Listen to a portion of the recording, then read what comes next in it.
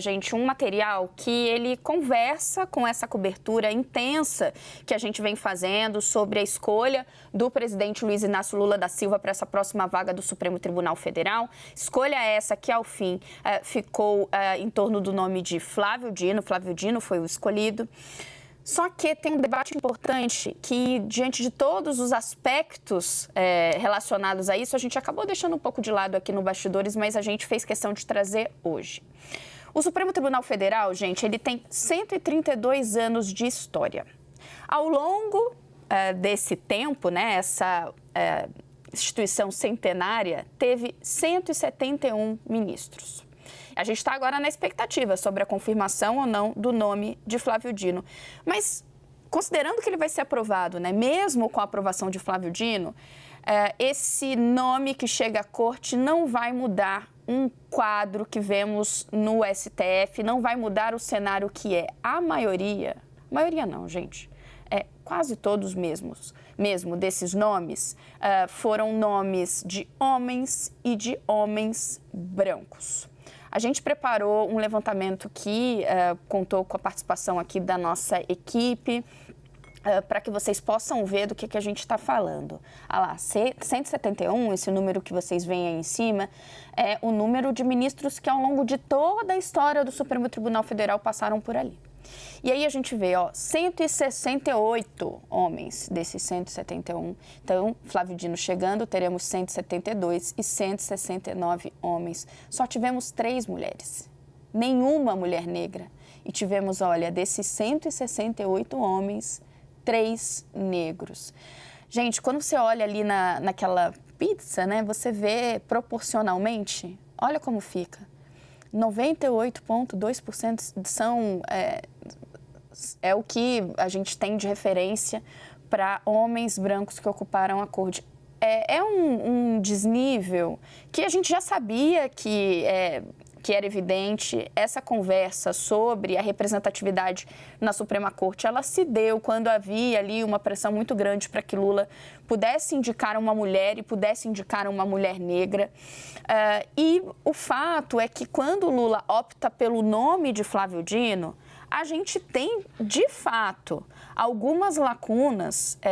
Acho que pode tirar para a gente bater um papo sobre isso, até já chamar Juliana Lopes e Thaís Arbex aqui, porque essa foi uma construção coletiva sobre a necessidade da gente jogar luz desse problema. Flávio Dino, quando Lula escolhe Flávio Dino, ele, de fato, está endereçando e vai ajudar a preencher algumas lacunas importantes na Suprema Corte, que ela é extremamente pouco diversa. Vou usar essas palavras com muito cuidado aqui. Porque não se trata de olharmos para o perfil dos ministros e apontarmos algum tipo de demérito na formação deles. Mas o fato é que quando a gente olha a composição da corte atualmente e o histórico, a gente vê que é uma corte que foi ocupada por homens brancos. Quais são as lacunas que o ministro Flávio Dino ele ajuda a preencher? De negros. Então, a gente tem ali só 3 ao longo desse tempo, ao longo de 132 anos. E uma lacuna também muito importante que não apareceu no nosso levantamento, mas é da representatividade regional. O ministro Flávio Dino, ele é do Maranhão. Hoje, a gente não tem o levantamento ao longo do tempo, gente, mas hoje, quando a gente olha para a composição da corte hoje, a gente só tem 2 ministros fora do eixo sul e sudeste, que são os ministros Gilmar Mendes, que é o decano, que é do Mato Grosso, e o ministro Nunes Marques, que foi apontado por Jair Bolsonaro e é do Piauí. Mais cedo, eu estava até contando para o Uribe sobre esse levantamento regional, e aí olhei de novo a estatística e tomei susto novamente, porque eu que tinha feito esse levantamento. Antes de Nunes Marques, o ministro nordestino tinha sido Aires Brito, apontado 20 anos antes. Então, é tão evidente esse desnivelamento. Agora, Ju, não adiantou. A pressão, os alertas, os pedidos do campo progressista para que Lula pudesse eventualmente responder a essas lacunas em diversas frentes. Por exemplo, uma mulher negra nordestina. Lula nunca se comprometeu com essa agenda e tampouco avaliou a sério nomes que pudessem ser levados a ele e preencher isso. Acho que esse é o ponto principal, Rê, porque olha só, a gente teve ali uma série de movimentos que levaram nomes, muitos nomes de mulheres que estavam ali, mulheres negras, né, especialmente, que estavam ali preparadas para assumir, então, essa função, preparadíssimas, com histórico, com carreira.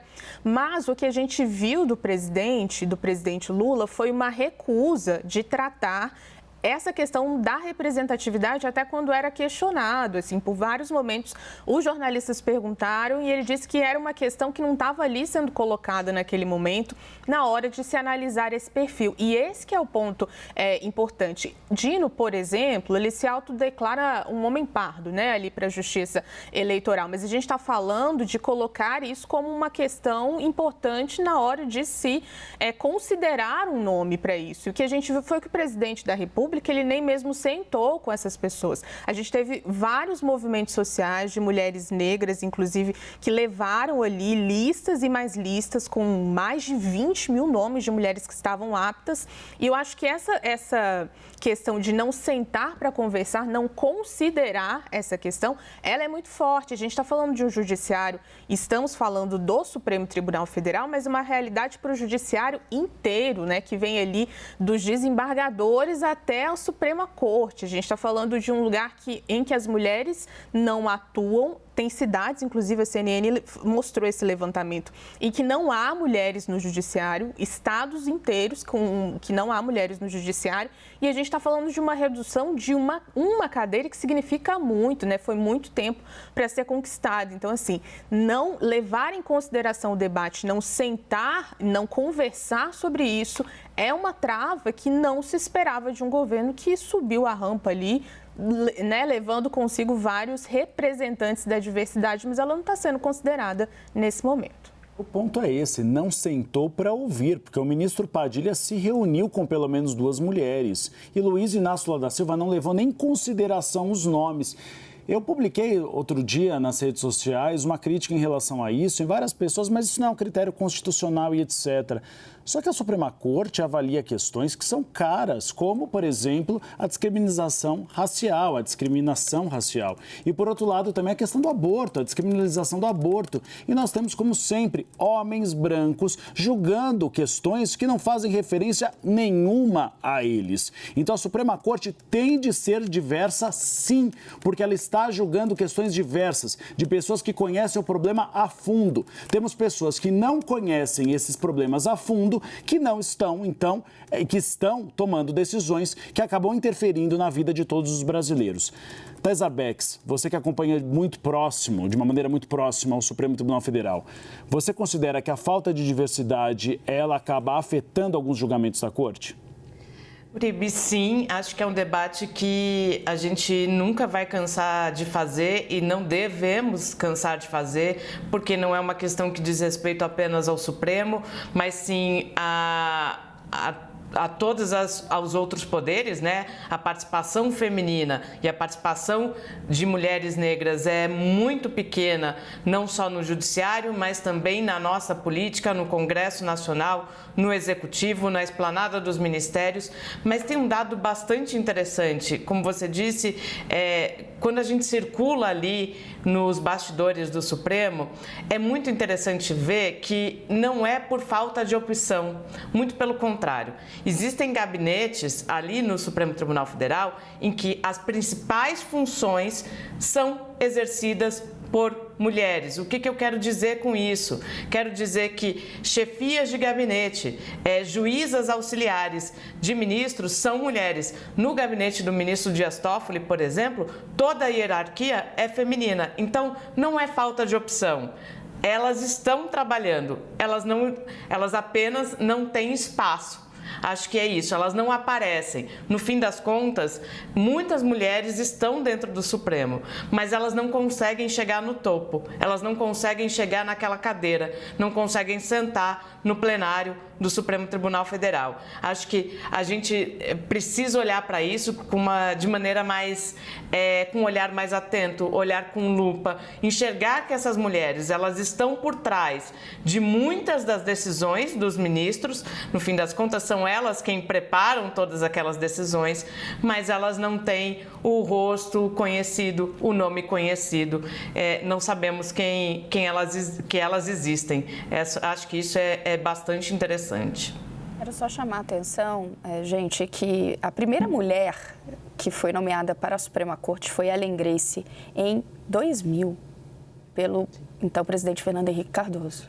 A gente teve o primeiro negro, ainda que a representatividade negra seja vergonhosa, né? Nesse momento nós não temos, né? Foi no início do século XX. 100 anos quase demorou para que uma mulher ingressasse no Supremo Tribunal Federal.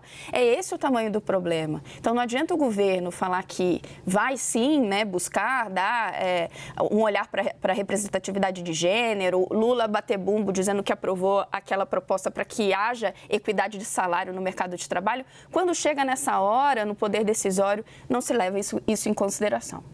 Vamos seguir. O discurso precisa chegar na prática.